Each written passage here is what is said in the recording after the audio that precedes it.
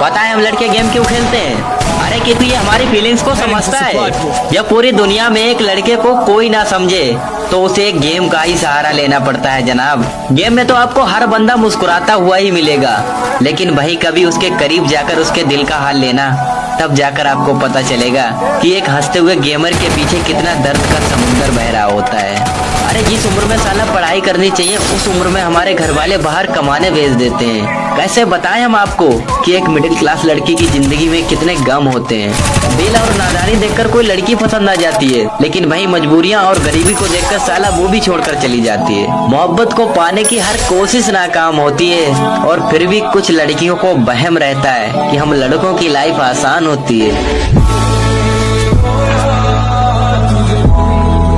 কিন্তু আমার বিশ্বাস আমার ভাগ্যে যে আছে সে একদিন অবশ্যই আসবে। আর যেদিন আসবে সেদিন আমি আমার এই জমানোর যত পেখম আছে সবগুলোকে দিতে দেবো।